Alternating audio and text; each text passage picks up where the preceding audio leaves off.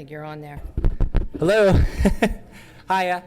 Good evening, everyone. My name is Brad Gottschall. I am the Lower Paxton Township Manager. What I do here briefly is to give a quick summary of this evening's agenda, particularly for the benefit of those who may be watching at home on television and who couldn't attend in person. So, of course, tonight is a workshop agenda for the Board of Supervisors, and on the agenda we have three particular items under business to consider. Those being the first presentation of a renewal to the agreement for crossing guard services, and Public Safety Director Koshiba is here to make that presentation. Next on the agenda, we have action on the suspension of the declaration of disaster emergency corresponding to the COVID pandemic. And thirdly, we have a first presentation of Ordinance 21-03, which of course pertains to the inclusion in the codified ordinances of the keeping of bees and chickens. And then the board will dispense with a few improvement guarantees before adjourning. And with all that said, the members of the board are seated and prepared to conduct business. Thank you. Thank you, Mr. Gottschall. We'll call this meeting of the Lower Paxton Township Board of Supervisors to order. Well, please rise, and I didn't give her advance warning, but if Mrs. Lindsay would lead us in the pledge, please. I pledge allegiance To the flag of the United States of America and to the republic for which it stands, one nation, under God, indivisible, with liberty and justice for all. Okay, thank you. We will proceed now to public comment, and before we do, I would like to announce the Board of Supervisors did meet in executive session prior to this meeting to hear a department report, and we will be meeting following the Board of Supervisors meeting as well. The public comment section is to address any item that is not on the agenda tonight. If you are here to address an item that is on the agenda, we'll take public comment on that item when we come to it on the agenda. If what you're here to comment on is not on the agenda, now would be the time for that. I'm assuming most of you aren't here just because of the air conditioning. So I would like to ask you, if you wish to comment under public comment, to come to the podium and give us your name and address for the record. So with that, would anybody like to make public comment on an item not on the agenda? Sir, if you would come to the...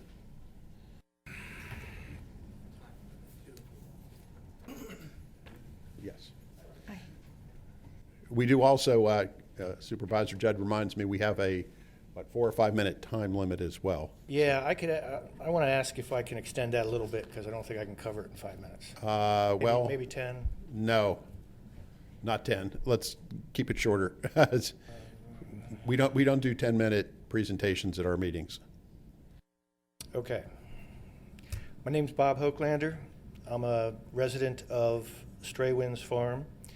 I've been asked by some of the residents of the Stray Winds Farm community to explain to the supervisors why we feel the township should consider taking on dedication of our community's private roads. There are presently 4 developments within our community controlled by one HOA. Developments are the Grove, the Highlands, the Meadows, and the Estates. The Meadows and the Estates roads have been turned over to the township. The Grove and the Highlands roads are private. The problem is that the residents of the Grove and the Highlands were not properly informed in detail that their specific roads would be entirely owned and maintained by the HOA, and exactly what that entailed, including the true costs associated with it. This is an enormous expense that has been causing many problems in our community. Because of the cost, we have to have a snow committee specifically to decide on a snow-by-snow basis if roads will be salted, plowed, or neither. This creates an extremely unsafe situation. This financial burden cannot be sustained by the HOA and should not have to be. When it becomes necessary in the future to repave roads and deal with other infrastructure issues, it is estimated that the cost to be in the millions in future dollars. We were sold a bill of goods and we had no idea what we're getting into, and we signed nothing that explained this in detail along with the true costs associated. The declaration has some general notes about some roads and walking paths being private, but there is no detail that would provide the prospective purchaser the facts of what they were signing up for. It would have been so simple to fully disclose this information by writing a few statements in the declaration, public offering statement, or other document stating that all roads in the Grove are entirely private and all roads in the Highlands will be entirely private. The HOA will be responsible for all salting, plowing, drainage system, maintenance, road upkeep, repair, and repaving. The roads and other infrastructure in the meadows and the estates will all be presented for dedication to the township as public roads, and when accepted, will be completely maintained by the township. Each time we have to do salting and snow removal, we receive an email from the HOA detailing what we just spent, which has frequently been between $8,000 and $20,000 per incident. Because of this one item alone, other necessary maintenance items have to be eliminated because of no money being available. In our opinion, the HOA fee was severely lowballed initially at $90 per month, with a statement of revenue and expenses not even close to being accurate when it came to snow removal and long-term infrastructure costs. It estimates snow removal cost for 1 year at approximately $21,000. The fact is, we spent $21,000 on one snow removal. A few years back, the HOA had to assess the residents just shy of $800 each because of snow removal costs. The developer set the HOA fee at $90 per month, then turns around and has to assess $800 to cover the true expenses. This is ridiculous. Why would anyone knowingly buy into something like this? I've been told by the township that our roads cannot be taken over by the township because they don't meet township specifications. One of the items that doesn't meet spec is that our roads are approximately 24 foot wide and the township spec is 32 foot. Our question is, why would the township allow a developer to even propose a plan like this and accept it when they don't meet spec? How are the residents supposed to know this if the township accepts a plan and neither party details this information in the declaration or some other document? We were not informed of the needed facts necessary to make an informed purchase decision, and we feel the township accepted the plan as submitted and did not protect its residents in doing so. We hope that the township will consider righting this wrong. We pay the same taxes as other homeowners in the township who don't pay extra for these services. We are paying for these services twice. This is not fair. As far as the roads meeting the township specifications, there are many public roads in the township that do not meet the 32-foot wide spec. Crumbs Mill Road in most areas, Nyes Road, McIntosh Road, to name a few, and there are many others. It is difficult for us to understand that McIntosh, one of the main roads that provides access to most of our homes, is only 24 to 26 foot wide, not meeting the township spec. The bridge is so narrow, it's dangerous. The township allowed the developer or the township, whomever the responsible party would be, to leave this road not conforming to township specifications, but still allow 500 plus new homes to be built around it. This is such an unsafe road, and there was plenty of space to widen it. There is no shoulder at all, just yellow line in the middle and the white lines on the sides. There is nowhere for a bicycle to ride except directly in the path of traffic. Why would this be acceptable when 500 plus new homes were to be built around it? To my knowledge, this road is public and maintained by the township. Crumbs Mill is also a main access road to Stray Winds Farm, and for a very long distance does not come close to meeting spec, and was left that way with 500 plus new houses to be built around it. This does not make sense.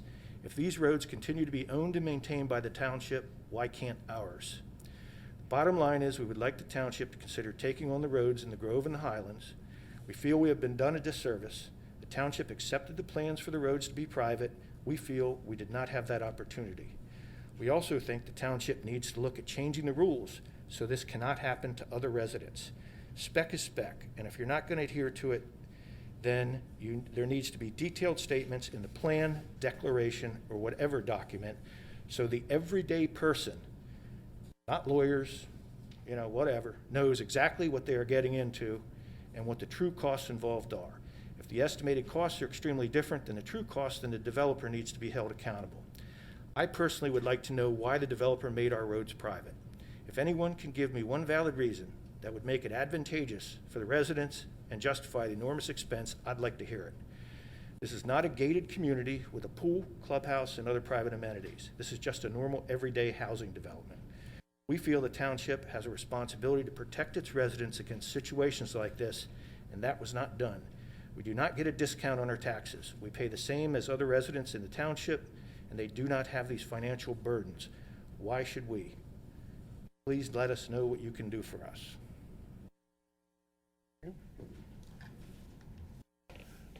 Okay.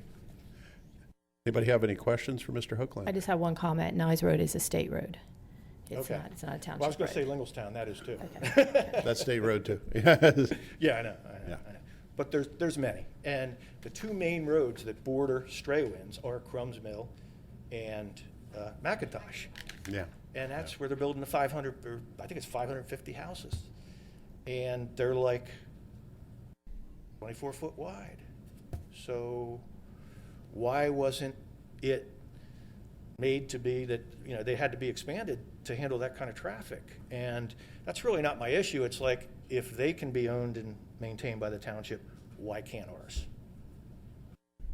And, you know, we were, like I said, sold a bill of goods. I mean, there's nothing in detail anywhere that any of us signed that says your roads are going to be entirely private.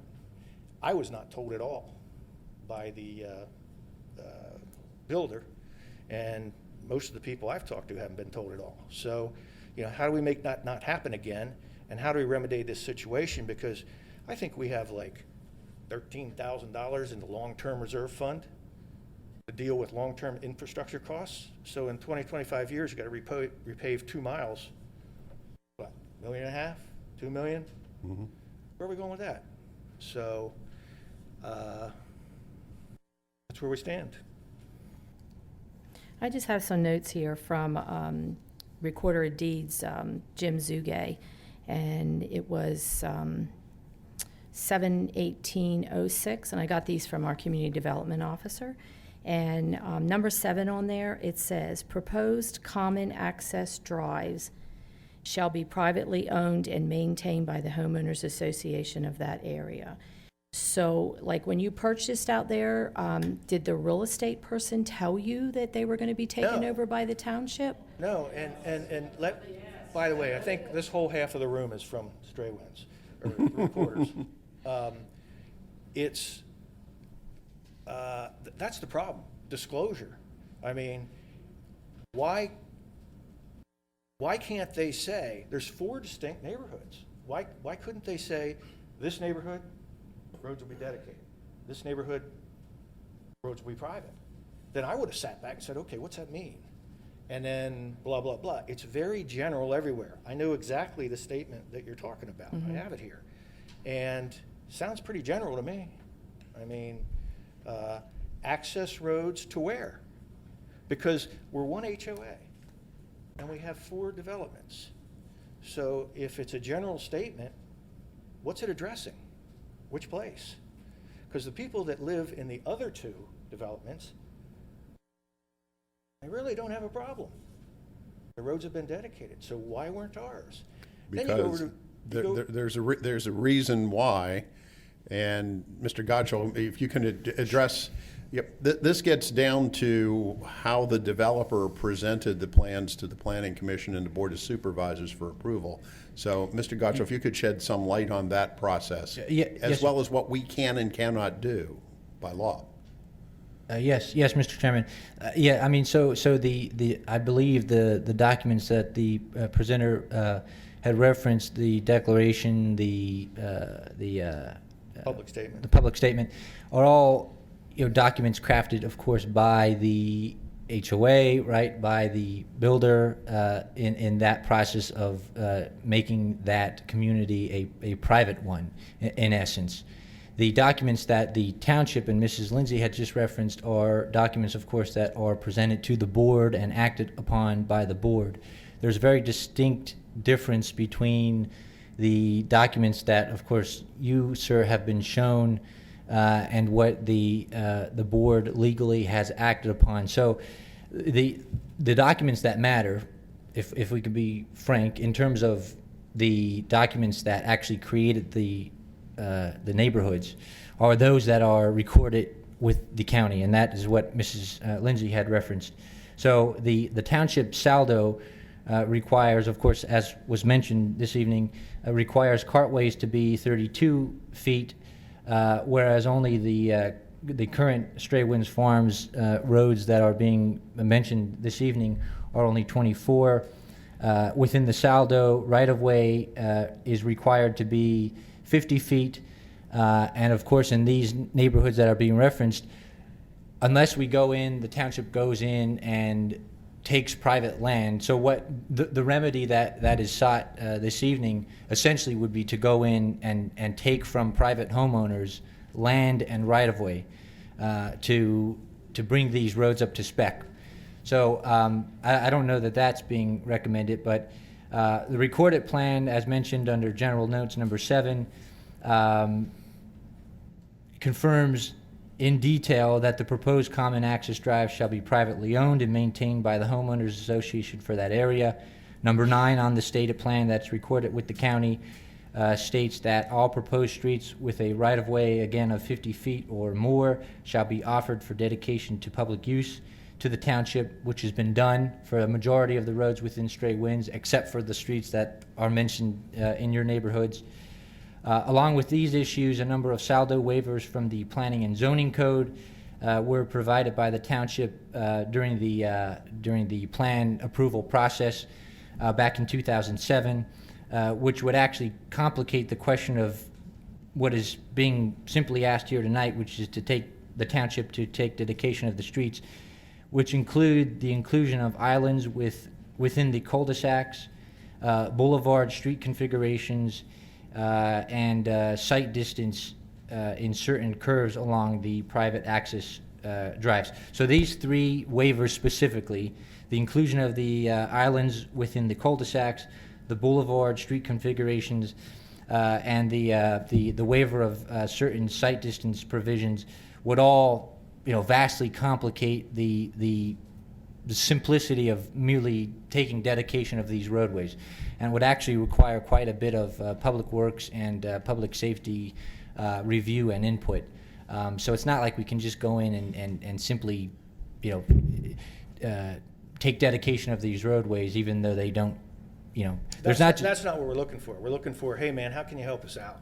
Because there's got to be something that can be done. Either tell us what we have to do, we see if we can swallow it, as far as change this, change that, take out a loan. It's a lot cheaper than, one snow, $20,000. We get 6 in 1 year, it's $120,000, we're sunk. It's a lot of money. Yeah, what can we do, like Mr. Henry said, what can we and what can't we do? What is the legal process here? First of all, they are privately owned streets, and they were never offered for dedication, so we just can't take a street. Who would offer them? In this case, it would be the homeowners association would have to offer them for dedication, but they also have to meet the requirements of the streets in accordance with the Saldo. Is anybody from the HOA here?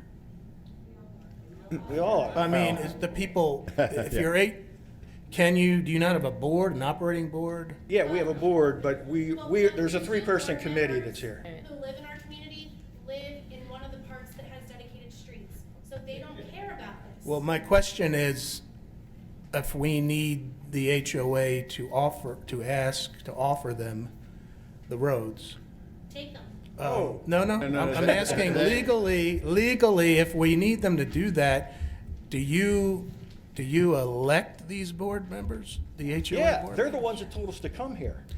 They said, Well, go to the township. Well, they're passing the buck because, they can't just simply come to us and say, take these roads, unless they, bring them up to standard, which I don't know what the cost involved in that is. And if they're not brought up to, to standard, we couldn't even begin to consider it.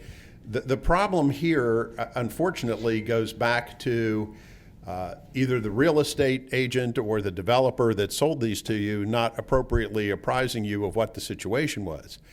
But now, I wasn't here in 2007, so I don't know what discussions occurred that led to this. But upon some investigation, we have found that there are many developments in the township where developers have some roads that they dedicate and some roads that are kept private.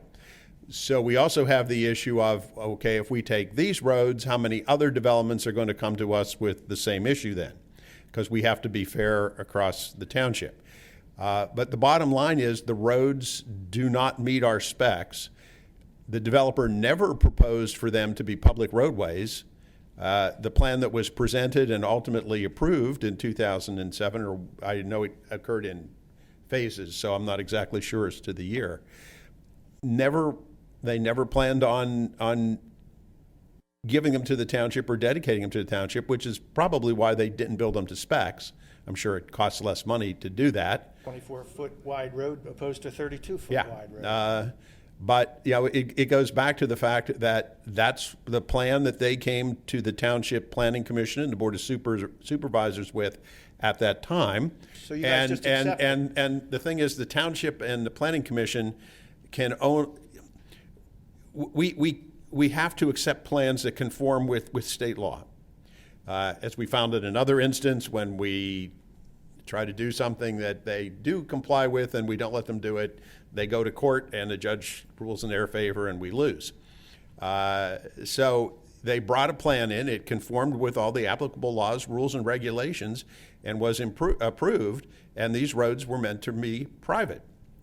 So we cannot now go in and maintain or plow private property, and we cannot accept the roads because they aren't built to our specifications. So if you were unaware of the situation, that really falls back to the developer or your real estate agent or whoever it was that sold you the property without making it clear to you what the responsibilities were there. But who protects us?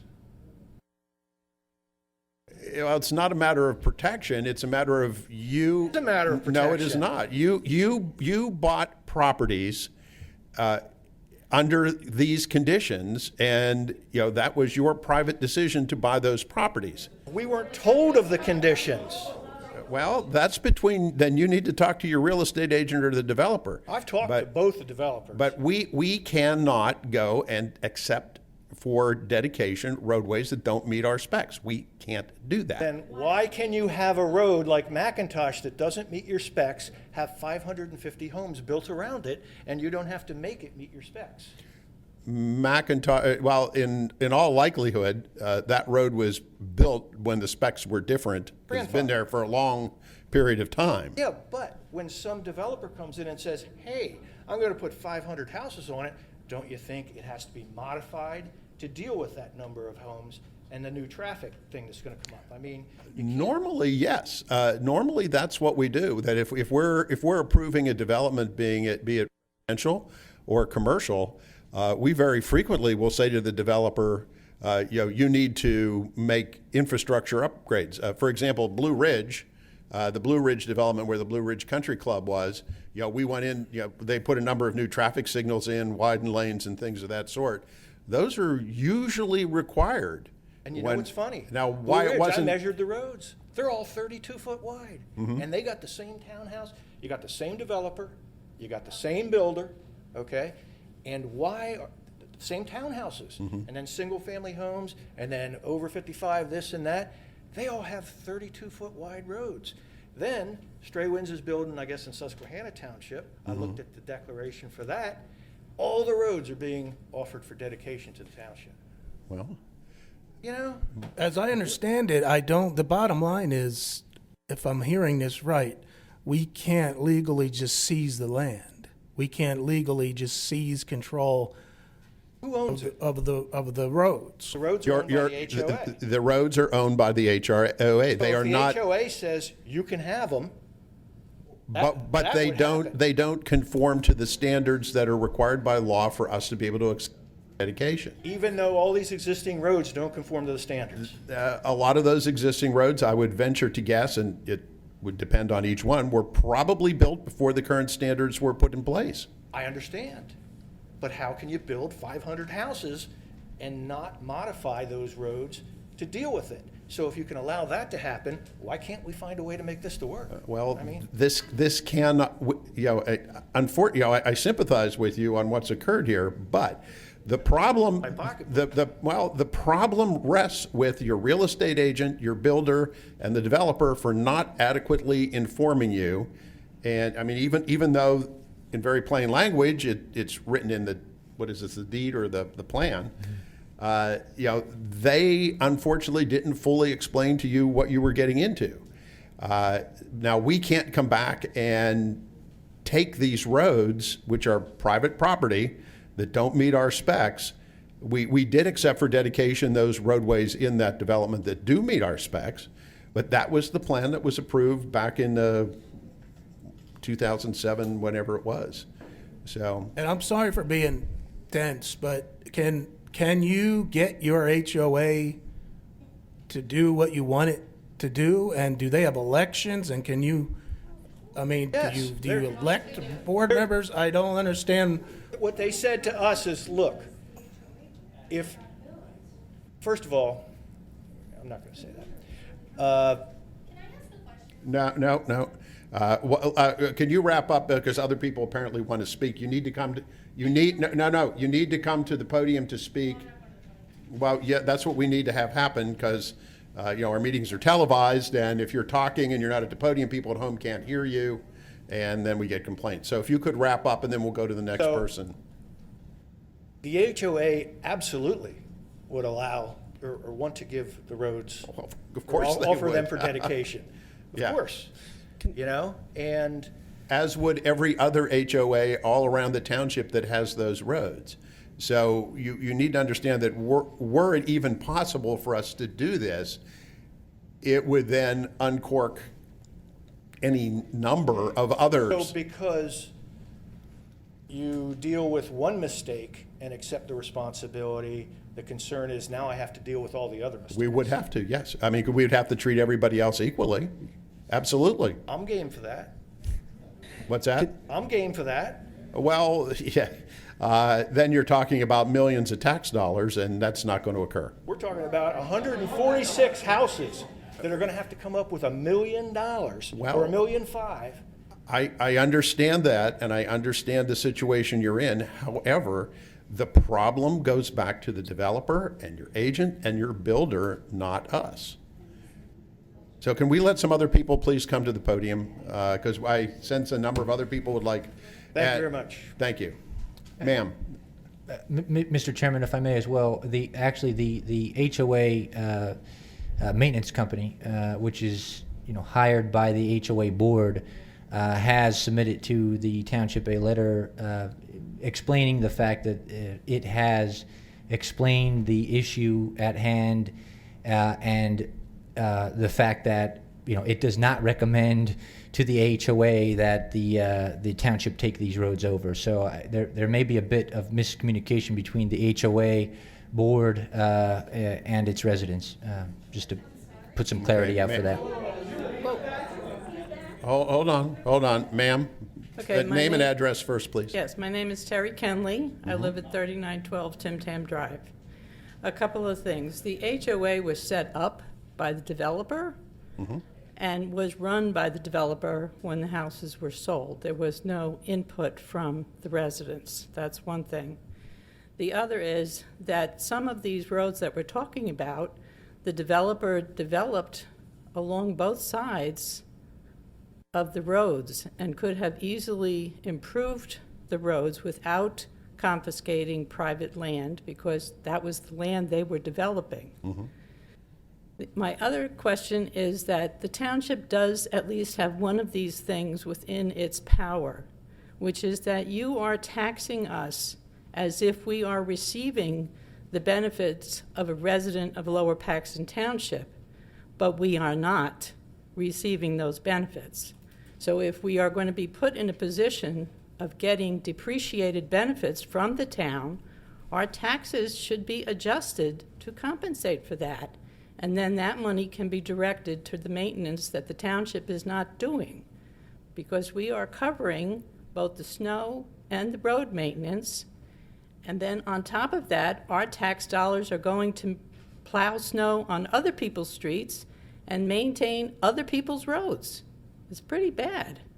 And we were actually, it was not a question of miscommunication with the seller of the property. We were indeed specifically told that when the development was completed, the roads would be dedicated to the town. And if you go through and you ask the people who purchased these homes, that is what we were specifically told. Now, I know you're going to tell me that it's in there someplace in the fine print, but if you have bought a house relatively recently, no. they hand Yeah. you this thing on a CD. It's not even in print, right? It's just mind-boggling. So to have been specifically told one thing and have buried someplace else, the opposite of that, and then also to now be paying for municipal services that other people are getting and we're not, that does not seem at all fair. And if you're talking about being fair to everybody in the community, I think that's a point that you have to take into account. Thank you. It would appear that you. Thank you. It would appear that you were lied to by some people. And just as a point of clarification, we cannot change the millage assessment of properties by a street-by-street basis. That's simply not something we can do. And the fact of the matter is, you're not getting the service on those roads because they're not township roads. They're your private property. And, that's... if they were township roads, we by all means would maintain them, but they are not. Well, you're paying taxes on your house and you're paying taxes on the property your house sits upon. And you are also, and you are getting services where the township plows other roads that you drive on that may not be in front of your house. But the fact of the matter is the roads that have not been dedicated are not ours. They are your private property. And if you were lied to about that, that's where you need to take issue. Who else would like to speak? So, because we have another major item that we need to deal with tonight as well. Yes, ma'am, please come to the podium.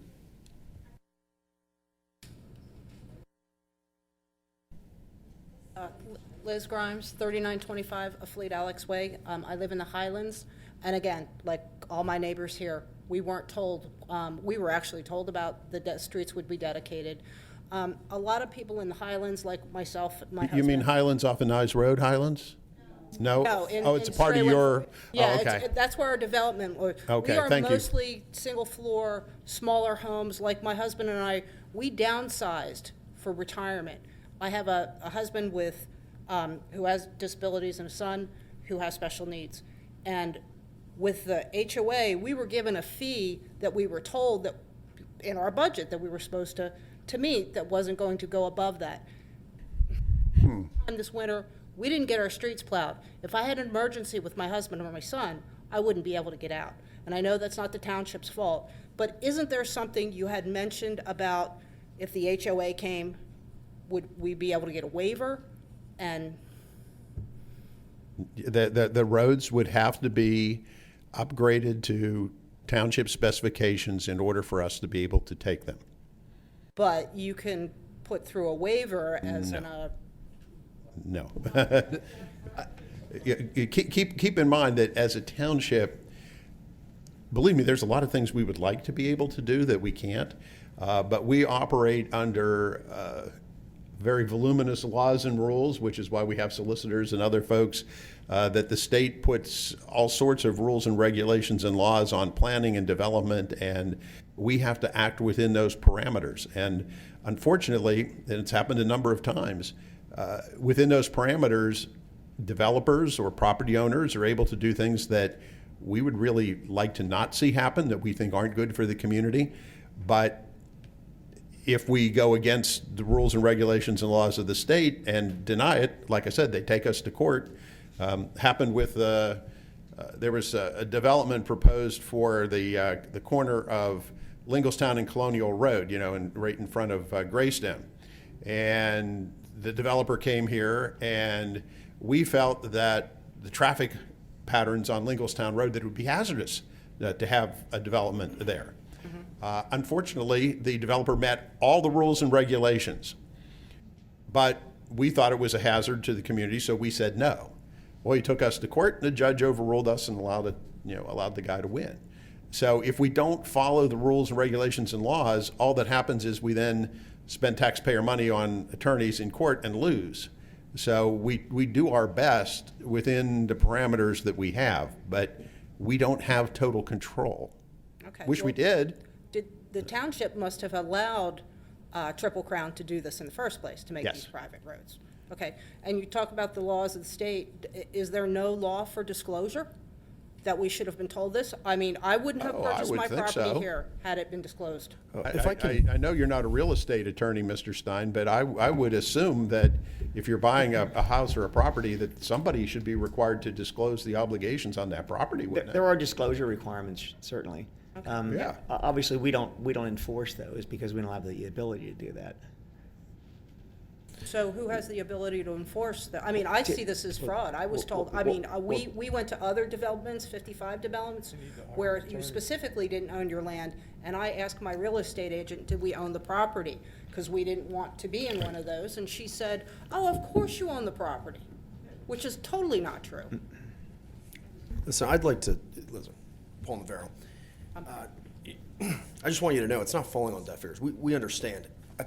A couple of years ago, this actually happened to me. When I was in another township, I decided I wanted to build a home.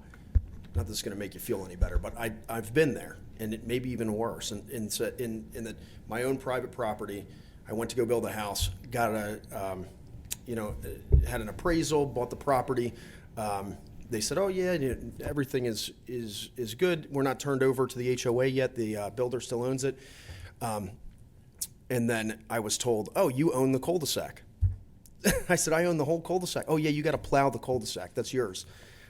So I mean, it does happen. This is not something that is, and unfortunately, and I'm very sorry, and I understand, it's not something. I mean, it happened to me. So, and fortunately, it was a different circumstance where I said, "Oh well, now that I know," and before the HOA took ownership, I went into the meeting and said, "We can't accept this until we're not going to accept dedication to the HOA," and so we didn't, and then we forced the builder to go back and make those changes before he decided to make that dedication. So, so he still owned it. So, it's not that I want you to know it's getting kind of heated in here.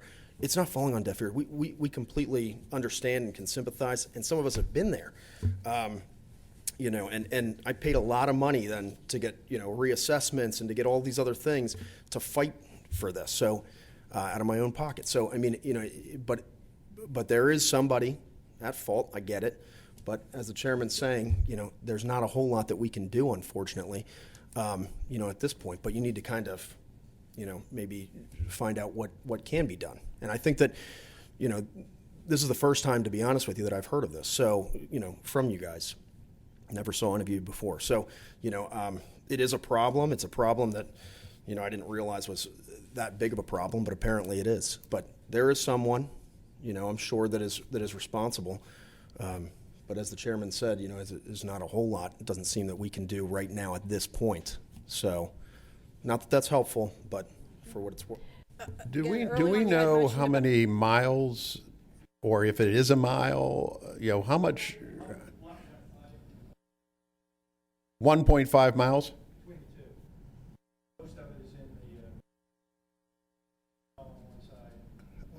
So altogether, in the whole Stray Winds development, there's 1.5 miles of non-dedicated roadway, Yeah.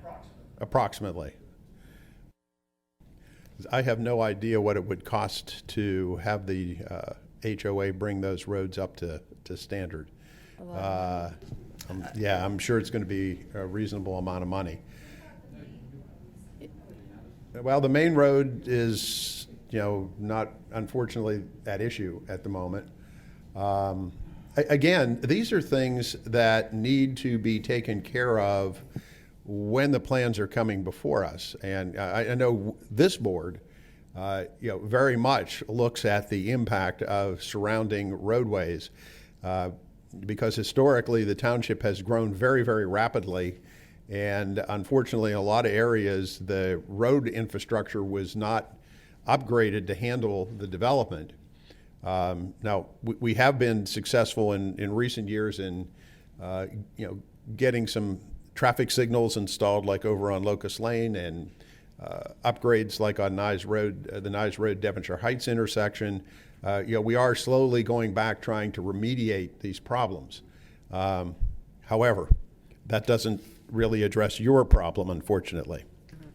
Mr. Chairman, if I can just, I moved 17 months ago into a new development, and when we went to pick our lot, we were told these roads will be taken over by the township, these alleys will not be taken over by the township, and that was through the real estate person.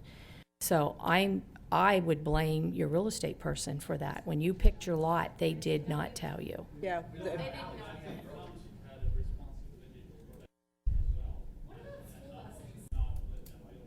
Everybody's talking and Well, we no, can't no, hear. no. Everybody can't talk. You can only talk at the podium. But the fact of the matter is, the township does not have responsibility to not let them build it, because developers have rights under the law, and if we do not allow development in accordance with the laws and rules and regulations, then they go to court and overrule us. So and like I say, I wasn't here in 2007 or whenever this was done, but I'm told that, and I didn't know this until this came up, that this is a fairly common thing in developments all over the township, where some roads or alleys are dedicated and others are not. But that full disclosure should have been made to you at the time that you purchased your property. So I would definitely say that somebody, well, I want to be careful on how I phrase it, but somebody didn't do something right. Okay. So. I understand. But from what you said, Lower Paxton Township gave the right for Triple Crown to have private roads. No, Lower Paxton approved the Lower Paxton Planning Commission and supervisors at the time approved the plan consistent with all the rules, regulations, and laws that govern development in the Commonwealth of Pennsylvania, which we have to do. Is there a place where we could find where those regulations are? If we Ooh, wanted to probably look into multiple locations, Mr. Stein. In the It interest becomes of time, if I could get in touch with somebody on the board who might be able Yes. to give me what might that know. is? Mr. Gottschall, would you have Amanda or someone from our planning department talk with this lady? And I'm sure she can help steer you to where those, I believe they're probably located in multiple locations. Yeah, because I kind of see this as being a hot potato. We're going to go back to the real estate agent who's going to blame the developer, who's going to blame the builder. And I just, from a legal standpoint, I want to know who's responsible for all this. I don't blame you. Mr. Stein, you were going to say something? I think I had a senior moment now. I forget what it was.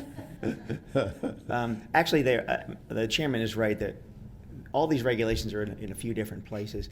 You'll find some of them in the township's subdivision and land development ordinance. If I recall correctly, the subdivision and land development ordinance does allow private streets. So it's not that they were illegal and got away with something. The Saldo, I believe, provides for those and sets forth what requirements those streets have to meet, and they're not the same as public streets. Okay. All right, well, just the same, I'd like to read through them. I used to. That's fine. certainly, Yeah, but absolutely. that's one thing you'd want to get is the subdivision land development ordinance, for sure. I don't know, they may actually be on the website. Brad? They are, Yes. yeah. Somebody could Okay. direct me to where that I could get that. Just Yeah, go to the let's website. have Amanda talk with this lady, because otherwise it's going to be confusing. Yep, okay. Okay, who else, so that we can hear anybody who wants to speak on this topic, and then we have a proposed ordinance we need to discuss this evening. Yes, ma'am, please come to the podium and give us your name and address.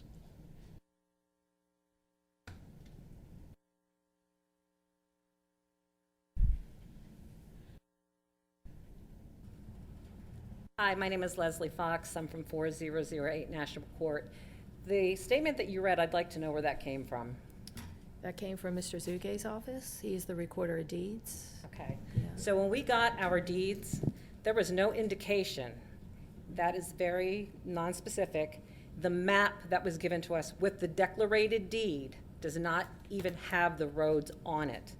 It is the responsibility of the township to tell us what is to be on there. I mean, how are we to know where we're to get this information when the deed that was given to us was incorrect?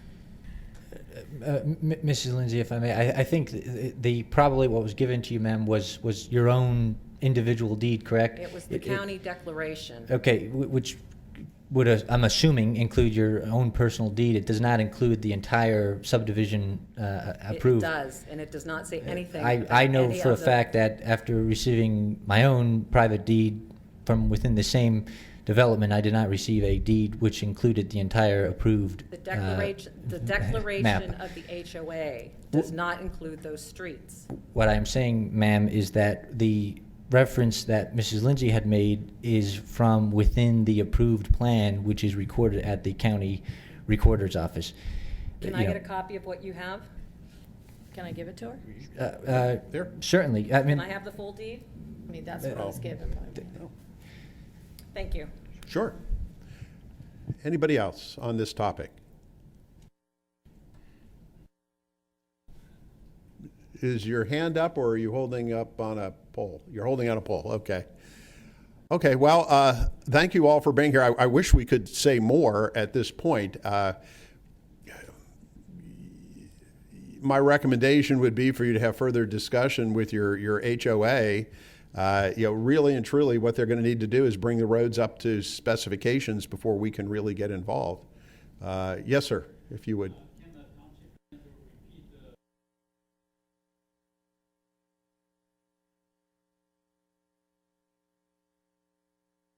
Did you hear that, Mr. Goschel? Okay. Yes, sir.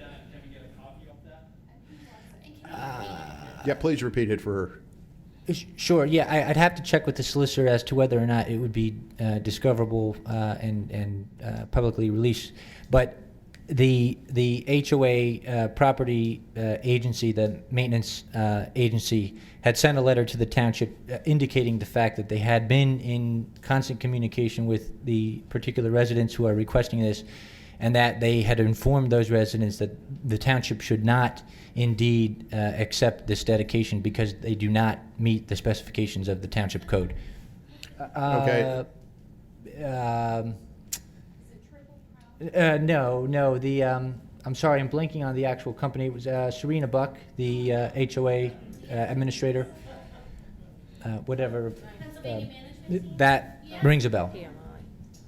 Who is hired by the HOA board? But Mr. Stein, I would assume since it was a document that was presented to the township, it's public information. It would be a public record, yes. Okay.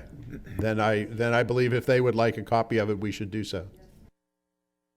It's a public document. That's okay. Well, thank you very much. Would anybody? I'll tell you what, Mr. Stein, do you want to give her your microphone and she can address from there? So if you're shy about the podium. My name is Chanel Peterson. I live at 4345 Secretariat Street. My biggest concern when I moved in was the fact that I had a rising kindergartner in 2018 who's now going into 3rd grade.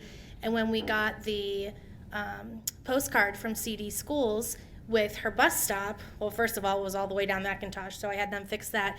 But they will not bring the bus back Secretariat, and we live at the back.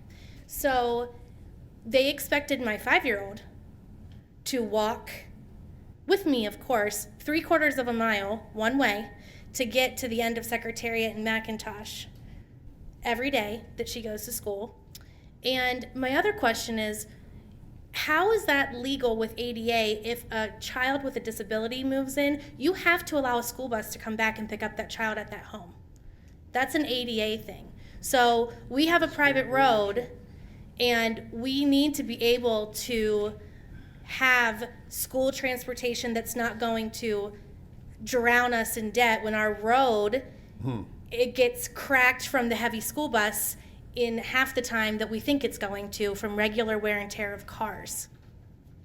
So the school district will not allow its bus to go on the road because the road isn't up to standard? I have asked multiple times before the school year, because I wasn't putting her on a bus with COVID, but before COVID, I asked multiple times, and they told me it will not come back into the development. Because the road isn't up to They standard? would not specify. They don't even want me to talk to the transportation department. Well, it's a lot like they don't come down a lot of people's streets. I imagine they try to, But they do go into the meadows. right. Well, it's a science, and I hate to admit it, but I was on the school board. I was also in an HOA, so There goes your I'm reputation. central casting for the villain. I understand that. But there might be, they might have reasons just for expediency, and we can't go into, I don't even want to guess, but that's, Okay, but what happens if a child with a disability moves in and ADA says that that child is allowed to have transportation I'm also a former school teacher from Virginia, Right. so I know that you have to provide transportation from that child's doorstep. ADA. You can't get around it. So then what do? We're not going to say, no, you can't move in. That's rude. But we're looking at $1.5 million to $2 million. Was that correct? In today's future. And if you've got a heavy school bus traveling the road twice a day, September through the beginning of June, what does that do for us? Yeah. And I know I'm talking about a what if, but I feel like it's highly likely that at some point a child with a disability will probably move in. I believe we actually have one who goes to Susquehanna for some reason, and her school bus will not come back the road either. Well, but I mean, it's a problem. It's a problem. We need to be able to provide adequate transportation for children without being worried about going into this huge amount of debt because we own our roads. I would advise you to call your school director and take up those questions with him or her. What do you? You have a school director in your region Okay. that represents you, and Okay. that's who I would call.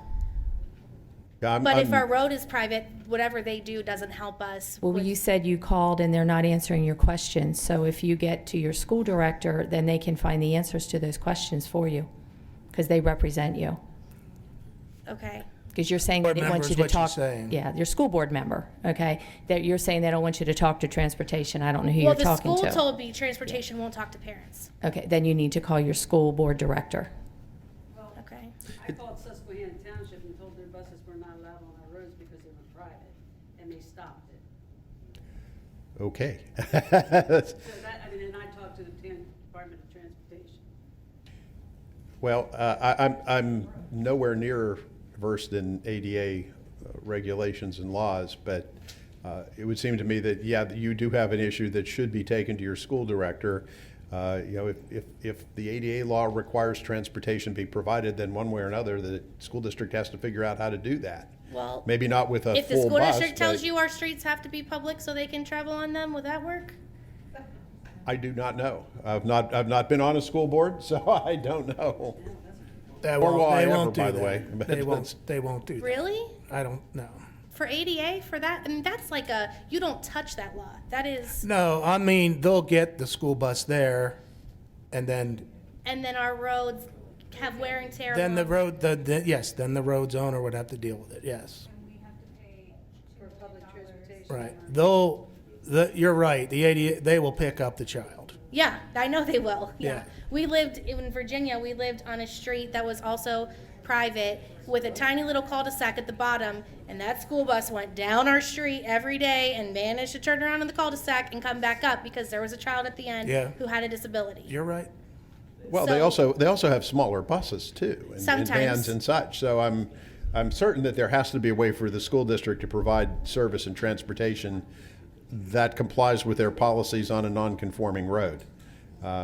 There is. Although, yeah, the road being private property, you know, that's,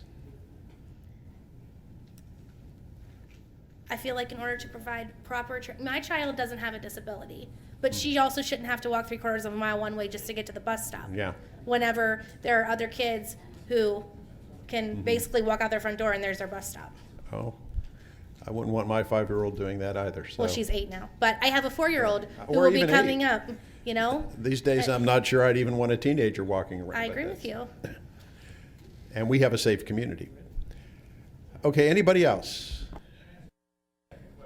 Yes, sir.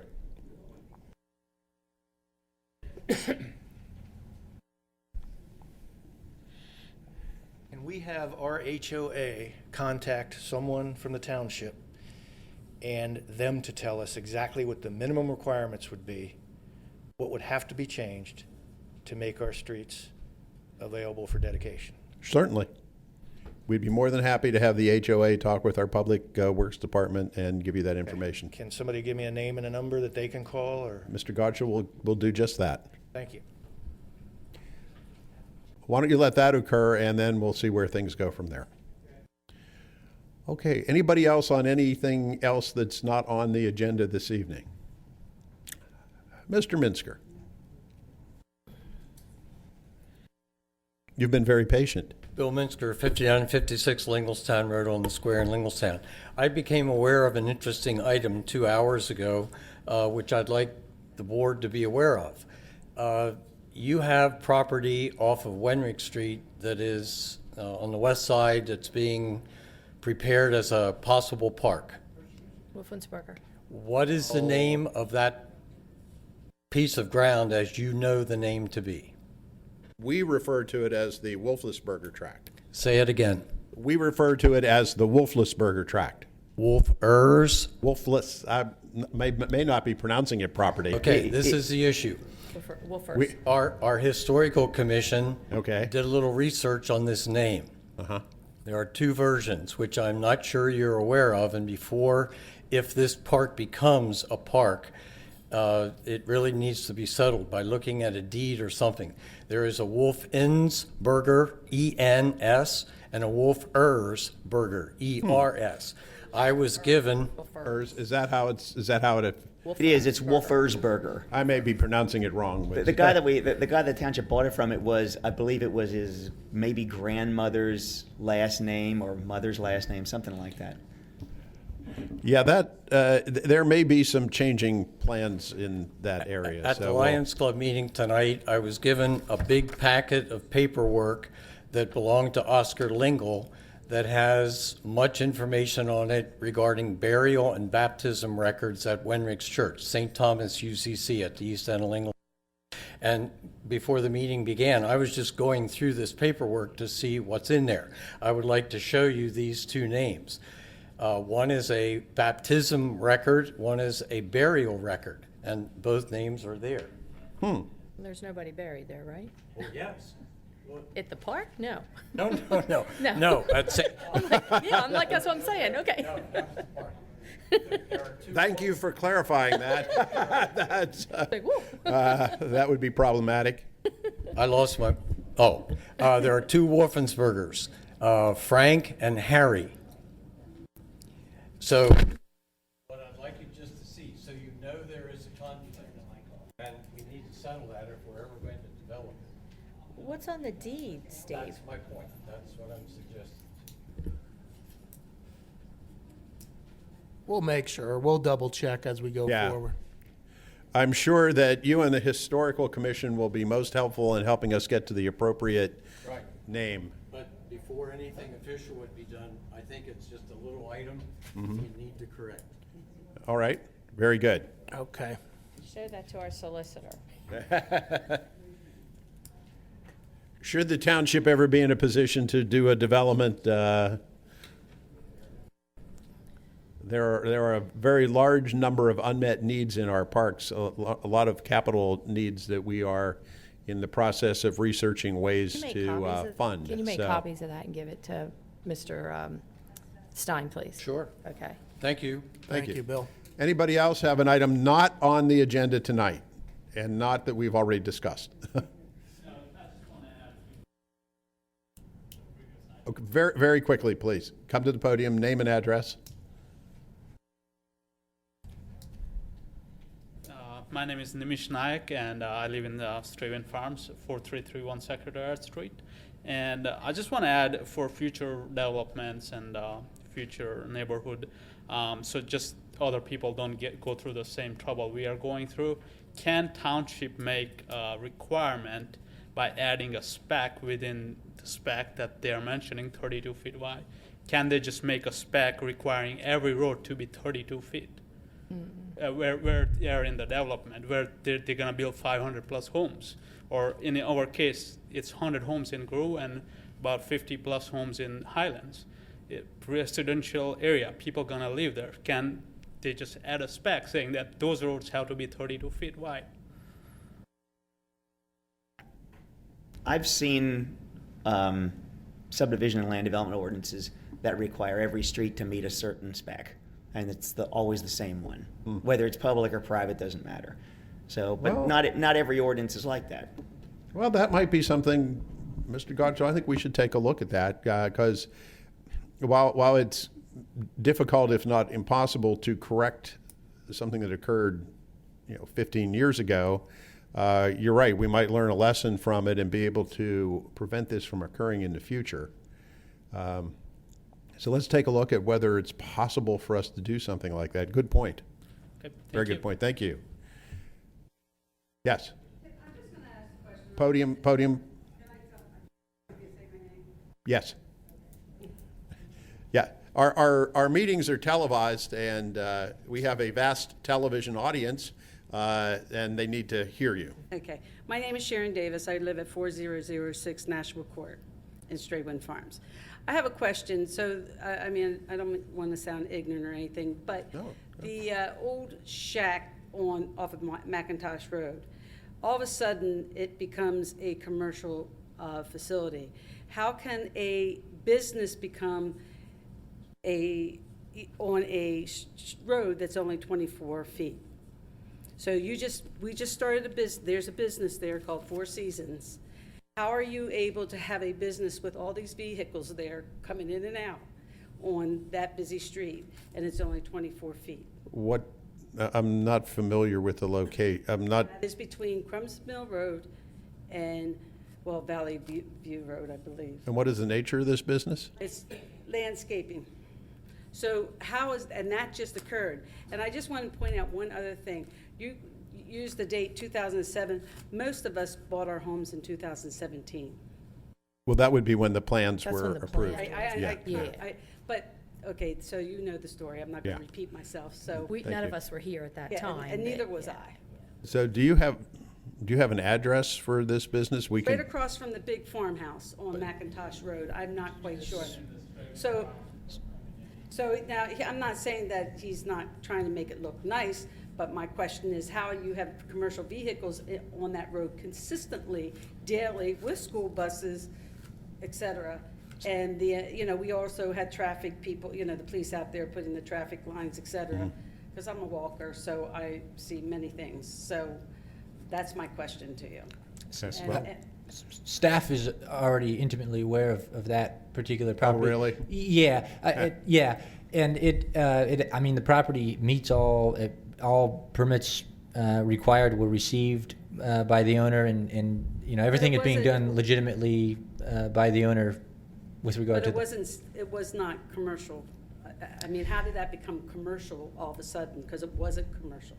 It wasn't zoned to be commercial. I'd have to check with Mrs. Zerby to. So I know that, I don't remember us doing anything in that area of rezoning. If I remember correctly, it was probably because that was a pre-existing non-conforming use. There was a company there that like Baltimore Tar Company or something like that, and they did things like they made the tar that you put on the road, when you seal cracks and stuff. And there was a business there that did that. And I suspect probably what happened is that business left, and then this landscaping business came in because it was even though it wasn't zoned commercial, it was used commercially. I think if I'm thinking of the right property.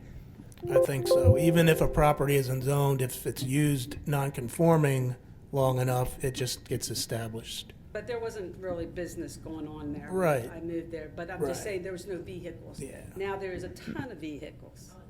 So that's all I wanted to say. Okay, thank you. Thank you. Thank you, and you have a nice evening. You too. Thank you. Brad, what is the password for the computer? It timed out on me.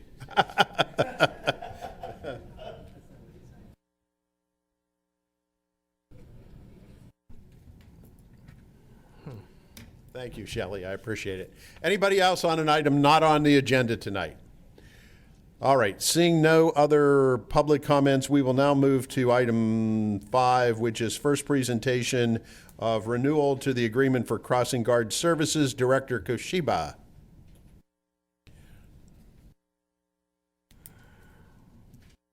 Good evening, Mr. Chairman, members of the board. Director. This is the first time I'm in front of you for the renewal of the all-city management services for our crossing guard services. I believe you were forwarded the proposed hourly rate and contract for the upcoming year. You'll note that from the 2020 into 2021 contract, there is a $1,771 difference. So divided by 2, since we split that price with the school district, that's $885.50 additionally to the township's side of the bill moving forward. Again, we've had this now for about a year, a little more, coming up on the end of the year here. In the beginning, we had some things to work out with this all city management and the crossing guard services. Some of the wrinkles were kind of worked out pretty early on. I can say that less than a dozen times during this school year, we were called upon to act as an intermediary because they were having issues with their crossing guards. And those issues were brought to my attention when they did occur, and I quickly worked them out with the regional representative, and she was able to work them out with the staff. So from the police department side of things, we're very happy with their services in consideration to what we've had to deal with in the multiple times in the past that we've had to take over crossing guard services. Adam, with the $850 increase, does that mean that the 2 crossing guards are getting an increase in their pay?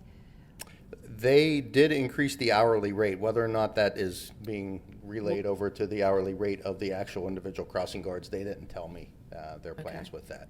They just indicated in their agreement that hourly rate went to $32.61 an hour per guard. Oh, now I that figure spans across workman's comp and all those other fees that tie into per crossing. I saw $34.25.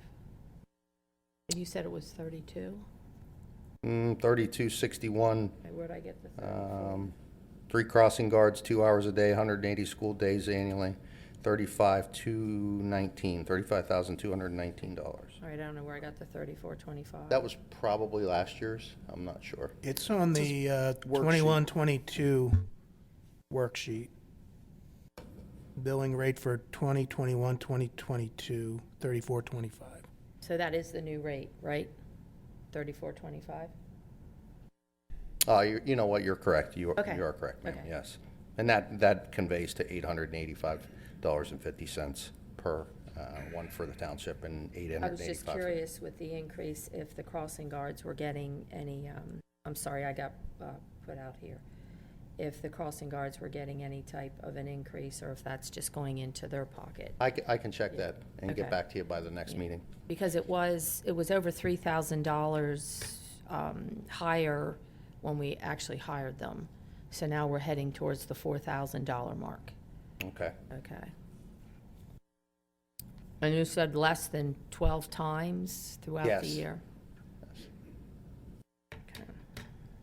If I may just interject there briefly, the pricing letter, that main cover letter from All City Management does mention in there that quote unquote our goal this year is to also increase crossing guard wages. Okay. So it doesn't give an amount, but Yeah, it does. I was looking for the amount. Okay. I can see clarification through. Okay, because I think they're getting, what, 15 now? I'm not sure. I think it's 15, I think is what it was from last year. I just want to make sure that every time the contract goes up, that they're entitled to something also. Okay. You know, that all that money's just not going in their pocket. As far as the representative from this area, are we still using the same one because there was an issue that they were changing? She brought another representative on board, but it's kind of like a manager assistant kind of setup that they have. So she's still our original regional manager. Okay, still that in was play, my question. But I she just has an wanted- assistant now. Okay, okay. Any more questions for the director on this topic? Okay, seeing none, we will advance that to Thank you. next week's agenda. Thank you, Director. And now, this is a pleasure to do. We need to take action to suspend the Declaration of Disaster Emergency 2020-01, and this was the township's declaration of emergency relative to the COVID-19 pandemic, which has mercifully significantly subsided to the point where the township no longer needs an emergency declaration. Anything you need to add to that, Mr. Godshall? No, sir. I think that pretty much sums it up very well. Okay. With that, would anybody like to make a motion to end the COVID-19 emergency declaration? Sure. Mr. Chairman, I move that we approve action to suspend clarification of disaster emergency number 20-01. So moved. Is there a second? Second. Moved and seconded. All in favor, aye? Aye. Aye. Emergency disaster ended. And now we do have the first presentation of Ordinance 21-03, this amending Chapter 203 of the Codified Ordinance relating to the keeping of bees and chickens. Mrs. Lindsay will not allow me to refer to it as the Birds and Bees Ordinance, but we do have birds and chickens, and we have a proposed ordinance that would make some changes to the keeping of both in the township. So before we get to board member questions and comments, would anybody from the public like to speak on the proposed ordinance? Yes, sir. Please come to the podium. Name and address.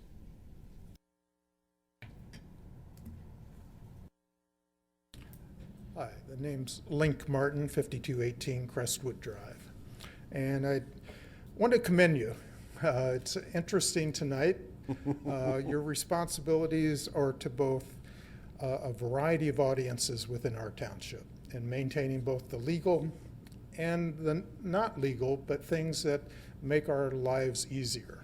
And I don't envy you with some of these tasks. Thank you. I do appreciate that you listened to us and listened to the petition that was shared with you a couple of months ago about the keeping of bees. And I want to address that portion of this ordinance specifically. I think what has been proposed is a reasonable approach using a understanding of the science of beekeeping and the approach that allows us in our community and the older communities to keep bees as a hobby. And I think the approach that's been proposed, Mr. Gottschall has looked at the data, looked at the information, has come up with a reasonable way of allowing that hobby to exist within the township. And I do appreciate the effort that's gone into looking at this issue. The setback requirements of 15 feet seems excessive, but I don't quite understand how that number was arrived at. I would suggest 10 or 12 feet. But overall, I think it's an excellent approach to allowing this hobby to take place in a reasonable way. And I do appreciate that you listened and looked at the issue and have come up with a very reasonable approach in changing the zoning, the ordinance, in the way that's proposed. So I would urge you to approve it. Again, the 15 feet, if it could be reduced, would make it easier on those of us who have very small lots. But again, if it has to be 15 feet, I think this is a vast improvement over the ordinance as it is. So thank you for looking at it and coming up with a very reasonable solution. Good.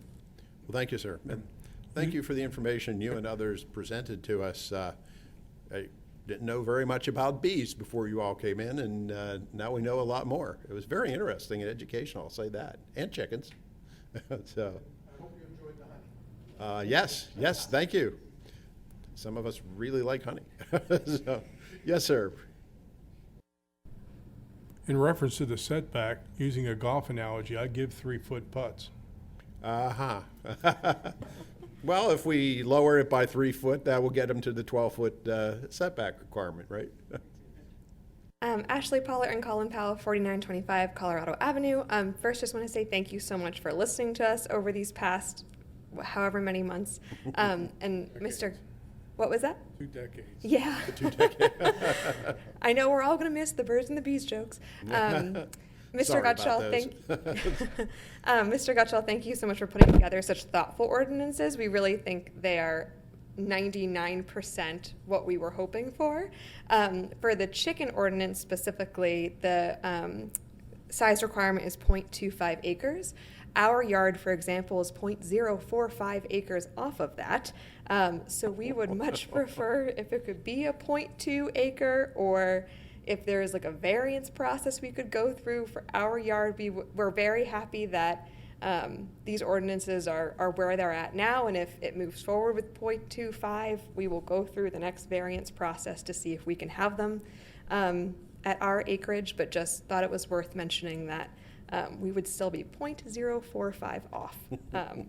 But thank you again very much for your time and for even considering this and for getting us this far. We are thrilled and overjoyed to be this far. So thank you. Thank you. I thought about you two, obviously, when I saw that number. Yeah. Just because I envisioned your neighborhood, and I knew what it would mean if ultimately we enact this and the people who led the effort couldn't do it. I'm also very nervous, still very nervous about the whole endeavor. So I'm torn in that regard, and I don't know, would this be something where you do allow, there's a process for exceptions? It would, because it's in the zoning ordinance, they could apply for a variance and go to the zoning hearing Just do board. that, okay. Oh, boy. That's a process. Since we're in the discussion stage, going back to something that Paul had mentioned previously that I really wasn't all in favor of, but could a waiver be obtained with the approval of adjoining neighbors signing off on? Well, because it's the zoning ordinance, the only way for them to get relief is to go to the zoning hearing board for a variance. Because even if the neighbors agreed, it wouldn't change the fact that they would be in violation of the zoning ordinance. I believe Mr. Zumas is indicating that if we draft the ordinance with the inclusion of Yes, that's that what I'm- provision. Yes, that a possible waiver with the process spelled out. That's all I'm saying. Well, here, I'd like to interject a thought here. My tendency is to allow people to do on their own property what they want to do with it as much as possible while not impacting negatively those in adjoining properties. I can't believe there are going to be that many people who are going to be raising chickens or keeping bees. Probably a lot fewer keeping bees than keeping chickens. We do have the ability, once we approve an ordinance, if it's not working, to change it. I mean, we can amend it. If we find that a quarter of an acre or 0.20 of an acre is too small, we can obviously change it to something else. I know that we're trying to balance the desires of people like you who want to do these activities while also making sure that neighbors are protected from some of the negative aspects of it, be it noise or smell or whatever. But unless it became a significant problem, my personal inclination would be to try to allow some of this loosening to occur and see where we go with it. If we start having a lot of problems, then I think we might need to revisit it. Although we might get locked into a grandfathering issue with some folks, I would assume. Well, what would happen is if you did reduce it and bees and chickens were established on these properties, if the ordinance was that way, and once they establish them, then they have a permitted use. Okay. But then if you went back and changed it and like raised the bar, then they would be pre-existing non-conforming, and they'd be able to keep that use where it was. So they could keep it, but anybody new going forward would have to comply with the new. No. Once it's pre-existing non-conforming, if the next people who bought the property wanted to have bees, they could put it in the same place. Kinda You like mean that other landscaping company. property?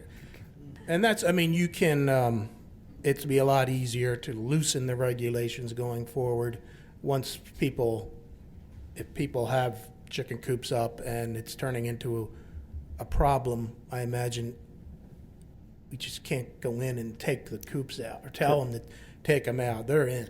They're not coming out, you know.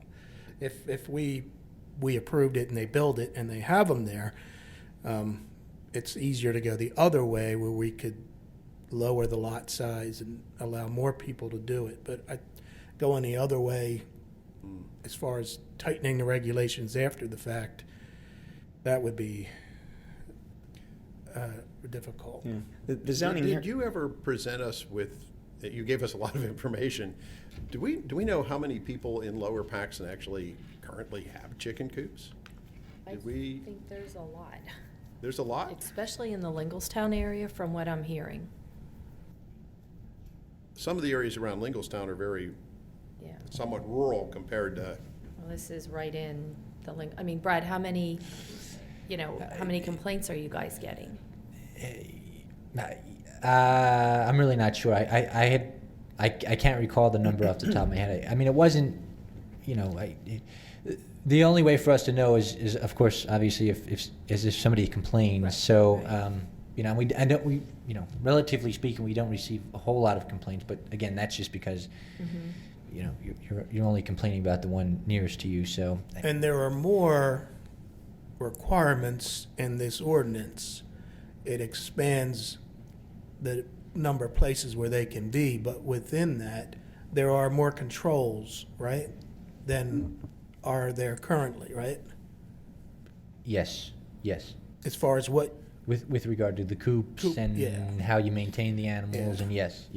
Okay, because I mean, I am honestly, my only fear is that the people who have been petitioned and the people who have been active, and they're engaged and they are kind of following what's been happening, or they know it's an issue. And my fear is that those people who just wake up one day and their neighbor has a chicken coop, and I don't know what that experience is like.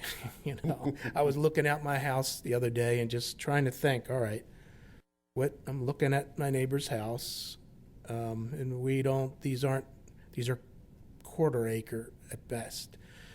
And just saying, all right, if I woke up one day and like, what would the experience be?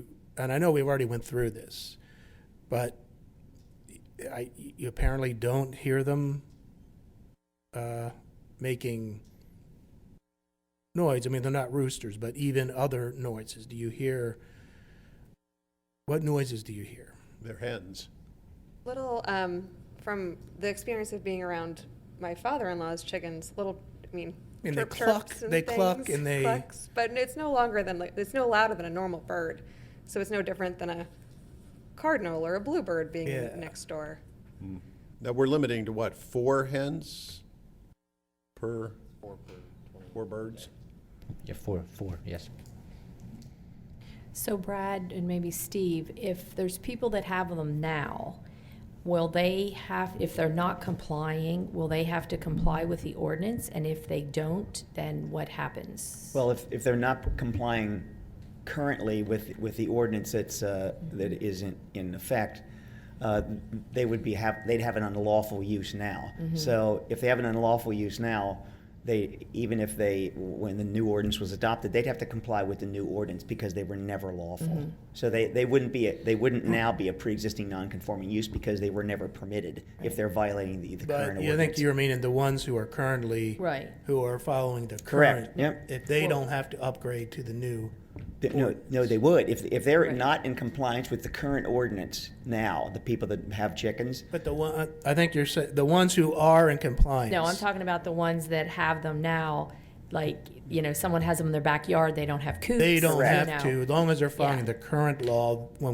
If they are in compliance with the current ordinance and the new ordinance gets adopted, they would not have to comply with the new ordinance. However, if they are not following the current ordinance, then they would have to comply with the new ordinance. The new ordinance, okay. Chris, you can't see my yard from your house, can you? No. Okay, good. Are you keeping chickens in your backyard, Mr. Zumas? Are you not willing to disclose? I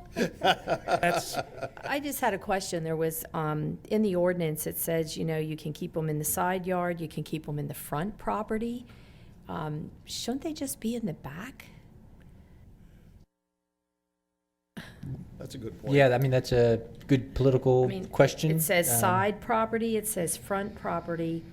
I just think they should be in the backyard. I don't think residents should be subjected to that in their front yard or side yard. Or side yards. Because the side yard would be probably where you're most close to your. Exactly, on both sides. Plus, you have, your neighbor across the street has to look out their front window and see these coops in the front And yard. generally, the backyard is the furthest I would away. think Is that where most people? I remember my sister in California had them on the side.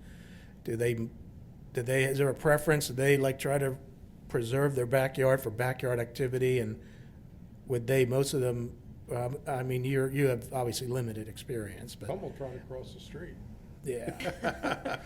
But they won't give you a reason. For some reason, I assume a lot of them would want to put them on the side yard. but- It's an F under coops. Been a long night. It says Been a long coops night. and chicken runs shall be located at least 50 feet away from the front property, which that means they can be in the front yard. Am I right? It says front property line. Property line. Yeah, Okay, so your front property line's at the street. yes. So you have to come back 50 feet, so you can put them in the front. And then it says 25 feet from the side and rear property lines, and then 10 feet from the principal structure. So I'm taking it can be in your front yard, it can be in your side yard as long as you're 25 feet in. Why don't we eliminate the ability to have them in a front yard and prohibit them in a front yard? I don't know that it's reading, it may be reading that way. I don't know if that's the intent of that language. I think it's discussing the fact that it must be 25 feet from the front property line, what did you say?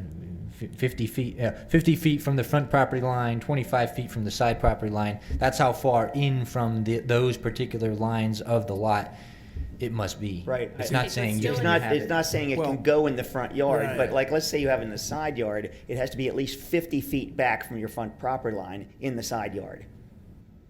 Okay, then I'm reading it wrong, because I'm thinking it means front yard and side yard.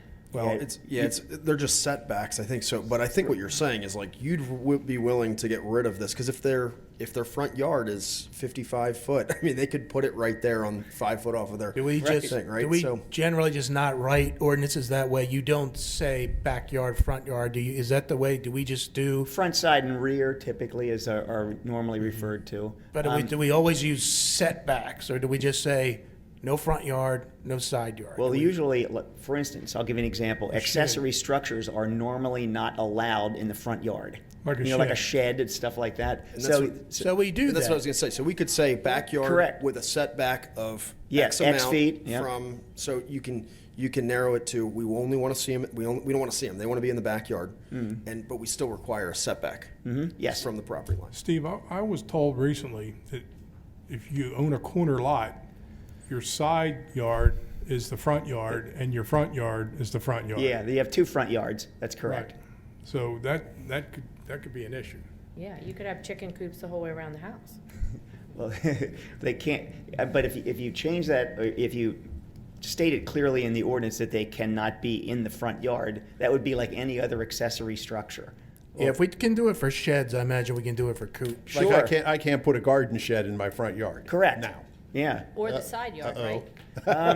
It depends. Sometimes they are allowed in the side yard, but normally they're in they're allowed in the rear yard. I'm just thinking if you put a coop in the side yard and then your neighbor's window is right there. Right. Okay. Well, you so- still need to be 25 feet away. Well, 25 feet's pretty significant. If I may, that just to speak to how this was crafted, I took, of course, the models that were presented to the township by the presenters, the comments that were given to me by all the supervisors, as well as a model ordinance that was crafted in Indiana Borough, where I once managed, and they came up with that. I think this language actually comes from particularly Indiana's ordinance because of that one fact, particularly if somebody's the definition of front yard for some may not be the definition of front yard for others, and I think the borough in that instance was trying to help those situations where you may not have a front yard as would be typically understood. Right. Some people may. That was my question. That's right. Some we typically maybe don't always use terms like front yard.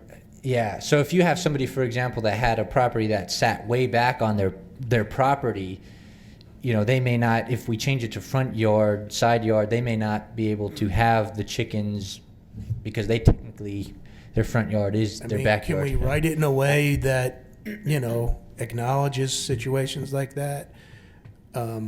It's to add verbiage to where we make sure they're not in the front or side yards unless you literally don't really have a backyard, which is, I guess, what you're saying. And at that point, it's still set back X amount of feet.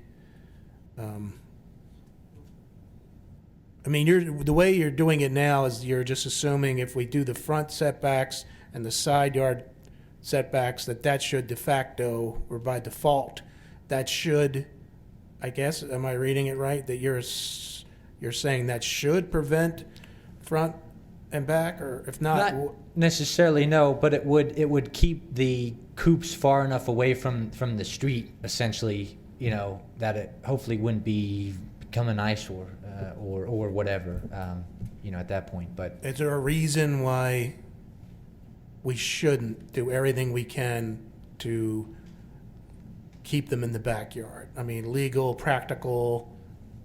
Is there a reason why we shouldn't add as much language as possible to ensure they're in the backyard? Well, I don't know about legal, but just like I said, just practically speaking, my backyard may only be, 10 feet long. If my home is set far enough back on my lot, that creates not having a backyard. I just practically Well, then you don't speaking. have chickens. Well, right. That's the political question. Or we add enough language to allow for those exceptions, which I imagine are somewhat rare, but not unheard of. At which point you still have to then you have to then respect the setbacks from the front and the side. I mean, well, let's not try to wordsmith it, Steve. In terms of, we have this proposed ordinance. If we wish to make changes to, for example, toughen up the language so that you cannot put them in a front yard, et cetera, maybe change setback requirements, do we need to make a motion now, or can that be put into a new draft and then re-presented? It could be put into a new draft. Okay. Well, then Brad, why don't you work on some language regarding the front and side yards and circulate it to the board? Personally, I would be, I don't really see a difference between 0.20 and 0.25. Given the circumstance, if we're going to go to 0.25, I don't see why we couldn't change it to 0.20 and just, call it a day. That would be my thought. what's your backyard like? Yeah. Sorry. We're like right over there. Yeah, we're right over there. If you walk outside, you can see it. We have a tiny pond. We have 4 seating areas, 7 raised beds, big oak tree. But how deep is it? Is it like 50 feet, 100 feet? In other words, would a chicken coop fit in your backyard? Yes. I'm assuming that you would put the chicken coop in the backyard. Yes. You get them a floating cage and put them on the pond. Right? Make things really interesting. That's called aquaponics, right? I would say it's 50 to 60 feet to our neighbor's fence. Okay. Thank you. Thank you. Any other input on this? Okay.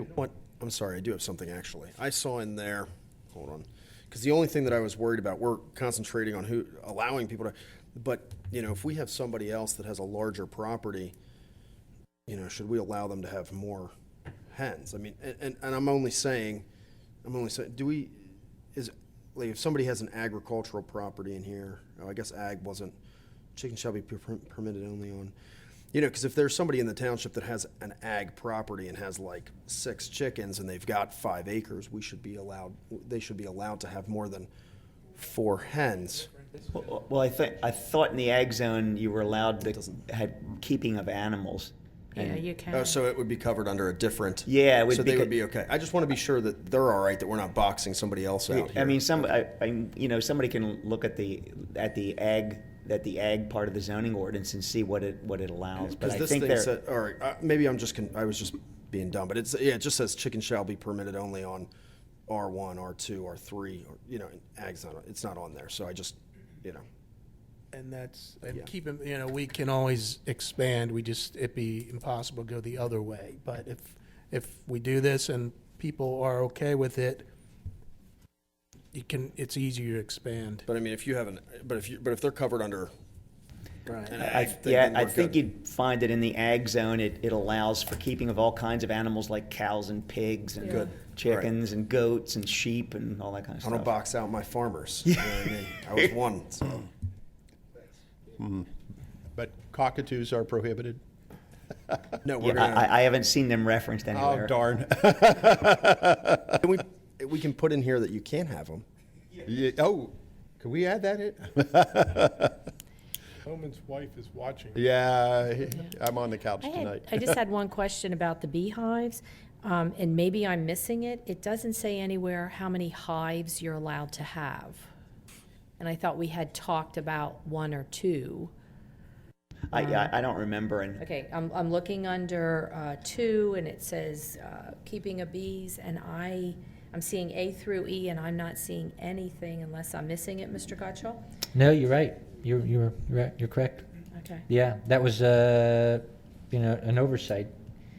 Yeah, you're correct. Is there like an So- average number of hives? Is it 1, 2? Generally, one allow for 2. 2? Because in the springtime, you have to split. Oh, okay. And if you limit to 1, it makes it very difficult to manage. Okay. 2 is really best practice. Okay, so limit number of hives to 2. And Miss, I would suggest you may want to size of lot 2. Hmm. You have 30 acres, so I don't have more, but 2 is really a minimum for good hive management. Okay. There are not a lot of 30-acre parcels left in Lower Paxton. And that's one of the difficult things in crafting this ordinance is we do have a lot of densely populated areas with small lots. And,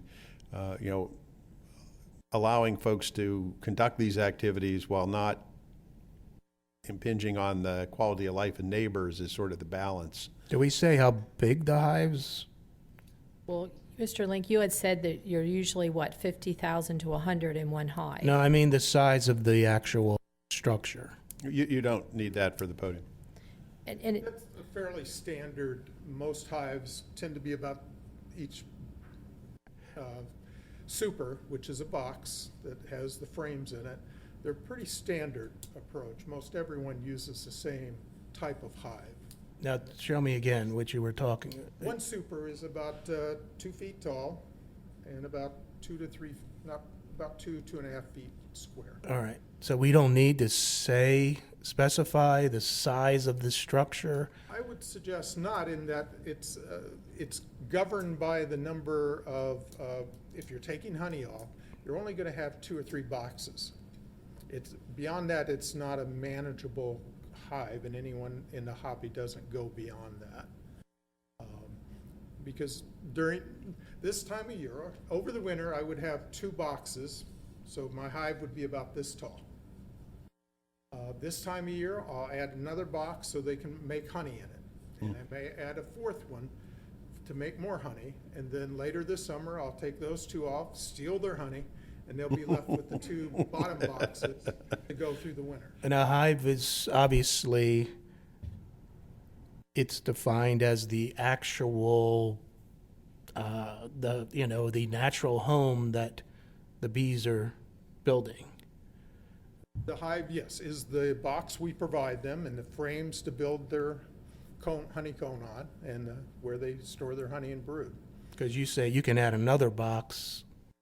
You would add on top so Right. that they go up and build more honey, and then you take that off, and then over the winter, you keep them in 2 boxes so they're concentrated and keep each other warm.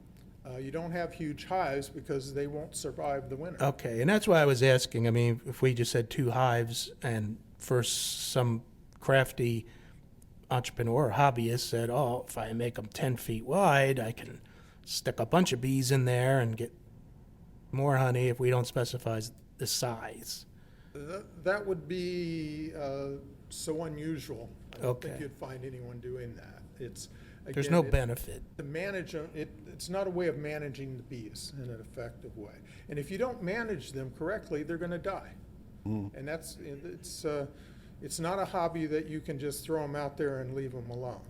This time of year, we're checking our hives every week to make sure they're Okay. okay, and have to set them up to survive over the winter, because it's an investment. You don't want your bees to die off. And a hive setup with everything is about $500 to $1,000. So it's not a hobby you just kind of decide, most of us don't decide one day. A survey of hobbyists in bees found that they study the hobby for 3 to 5 years before they actually get bees. So usually it's someone who's pretty serious about getting into it, and then there's a lot of work. So my suggestion, hive is a common understood term. I don't know how you. Okay, no, that's good. I don't, because all the residents are the neighbor is going to want to know is it an eyesore? And obviously, my kid's going to get stung. We talked about that. And I guess what is the natural sound with that as well? Is there a constant? You can't hear them unless you're really up close. Okay, and I don't mean that it's going to wake you up. I just want to know how ominous it's going to be the first night that people are there. That's all. I'm thinking of the first time a resident wakes up to either chickens or bees, and I want to know what the experience is. Over the winter, from late October through early March, depending on our global warming, you don't, unless you go listen very closely, and some people use stethoscopes to check to see if their bees are alive, there's no sound. All they focus on are staying warm. This time of year, there's not a lot of sound. It's not something you notice unless you see the beehive and know what it is.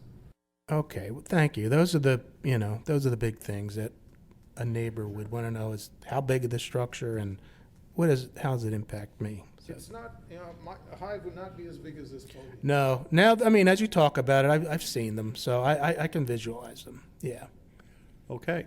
Mr. Stein. Again, comment is about the setback, 15 feet, which is workable. I just wondered how you came up with that, because hives are usually oriented, if this was my property line, this was my neighbor, my hive would face toward my house. I want to see it. I want to look at it. Well, and you would have a buffer around it. And with the ordinance, the flyaway is certainly appropriate and recommended. Okay, anything else that we can I sort have of? a quick question for Mr. Stein. Say we enact an ordinance, bees, honeys, and we get pushback from HOAs. Say neighbors go to their HOA and say, township just did this, my neighbor's in compliance, but we want the HOA to step in and do something about it. Well, the fact of the matter is that maybe the HOA has, in its declaration, precludes things like that. So they would have to, if the property owner wants bees, let's say, or chickens, not only would they have to get approval from the township, they'd have to get approval from the HOA before they did whatever they were going to do. And then, Steve, we have the acreage for the chickens. You don't need to have an acreage for the bees. I don't know. Do we need to have an acreage for the bees? Realistically, it's not the same at all. Right. The box, you won't even notice the acreage really is irrelevant for bees, because they're going to go up and fly 3 miles away to collect flowers, nectar. I'm just saying you have one for one and you don't have for the other. So that was my question. Right. I mean, it sounds like, I don't know a whole lot about bees, but it sounds like from the people who do that it doesn't really make a difference, I guess. We know a whole lot more than we did a couple months ago. We do. Brad, are there any other ordinances? I got more questions. The acreage for bees? Not that I have seen. Not that I have seen. How often do they leave the hive? You mean to forage? Yeah. To collect honey, or collect nectar? Yeah. Daily. Part of the bees will go out daily to look for nectar and bring it back, and pollen to bring it back to them during the warm months. During spring. All right. So you're saying daily, and we're saying with the structures we're requiring, people shouldn't notice it. They go up into their flight path, and people should not be affected. No. The entrance to the hive is usually about this big, and they come in and out of that. They take off and go do their business and come back. All right. I mean, it's important to note that they're not just in the hive. They're coming out and doing their thing. During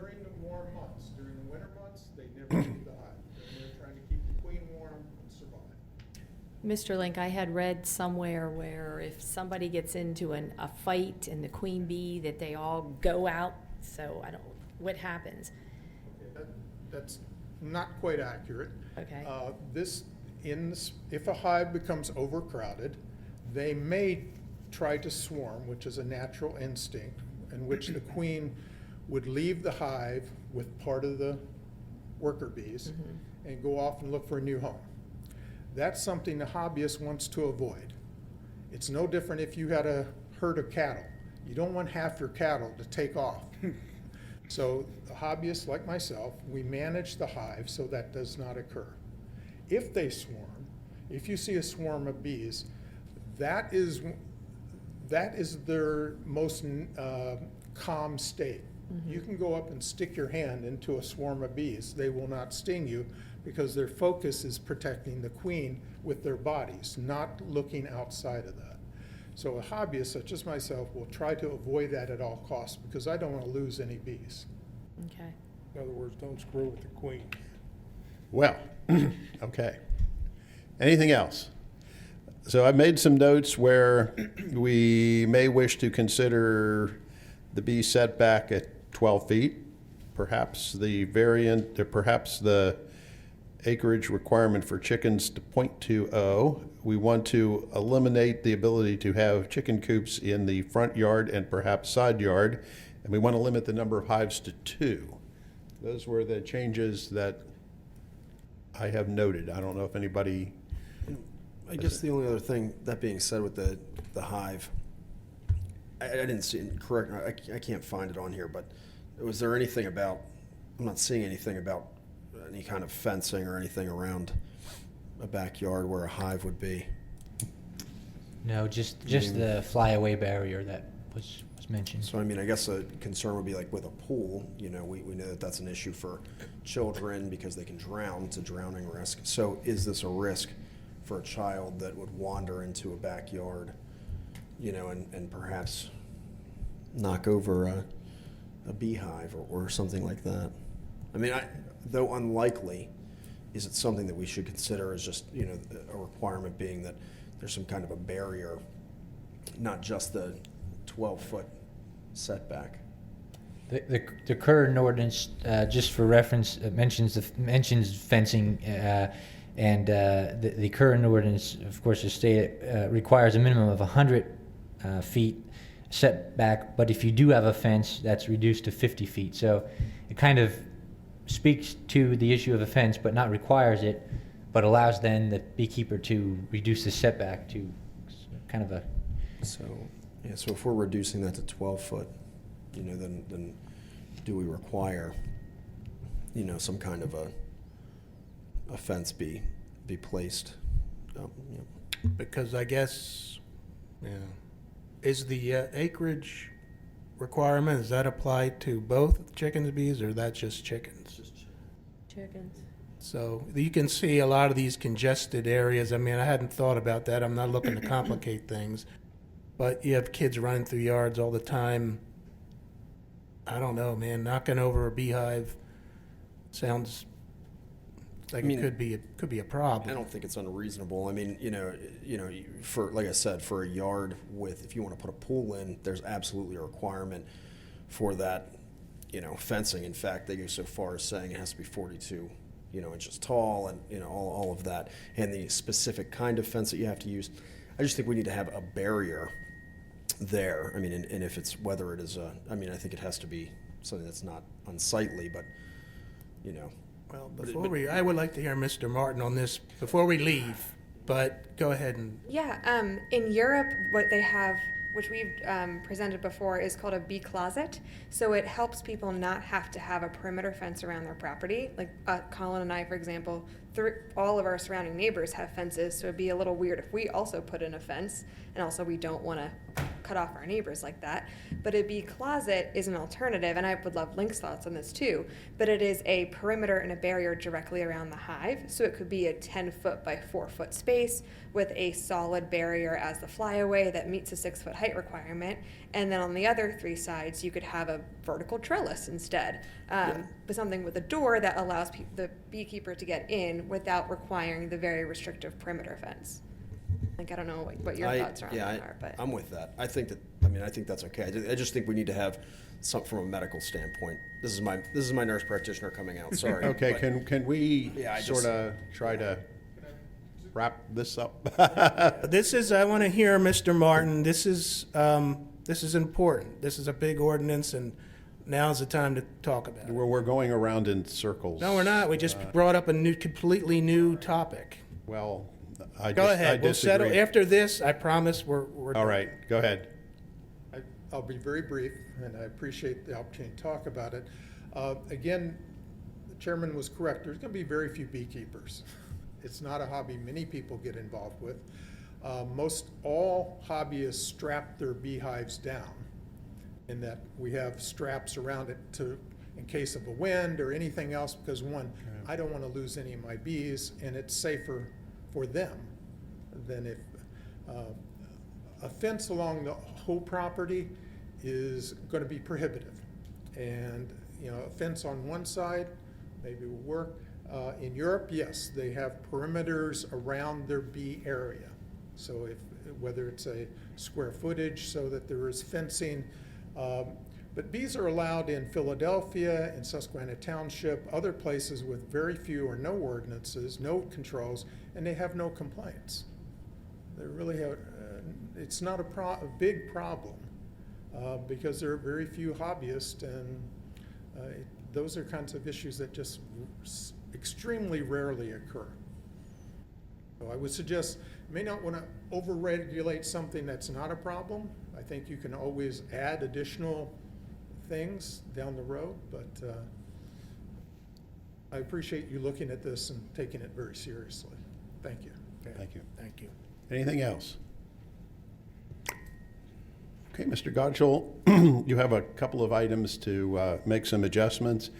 We will need to re-advertise the ordinance, so that precludes us taking any sort of potential action next week. So we can advertise in enough time for the first meeting in July? I believe so, yes. Okay. Well, thank you. I know you all have been through a very long process as well. Appreciate you hanging in there with us through the whole thing. So we'll continue the saga of the chickens and bees at the first meeting in July. Now we still have some business to conduct. We need to go to improvement guarantees, of which there are just 2. Any questions about the improvement guarantees? Do we have a motion to approve? Mr. Chairman, I'll make a motion that we approve the improvement guarantees. So moved. Is there a second? Second. Second. All in favor, aye? Aye. Aye.